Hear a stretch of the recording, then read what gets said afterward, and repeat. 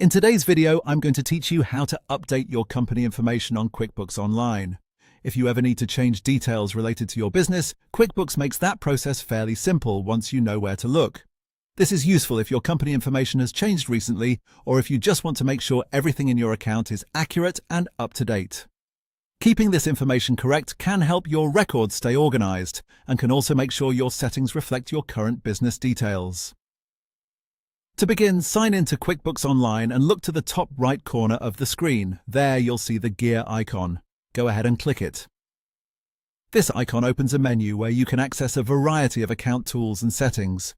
From that menu, select Account and Settings.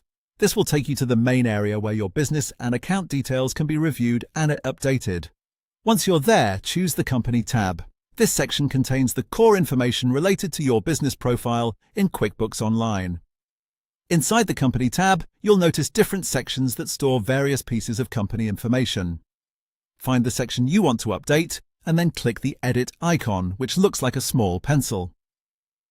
The pencil icon lets you make changes to that specific area without affecting the rest of your settings, which helps keep the process straightforward and organized.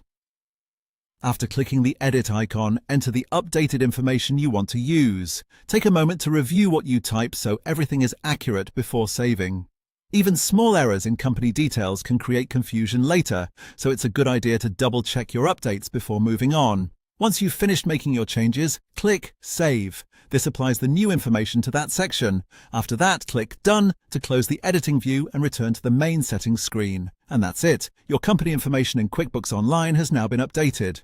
If you need to make additional changes in another section, you can repeat the same process by selecting the pencil icon, updating the information, and then clicking Save and Done again. As a final tip, after updating your company details, it can be helpful to quickly review the Company tab one more time to confirm everything appears exactly the way you want. That extra check can help you avoid mistakes and ensure your QuickBooks account stays accurate and professional.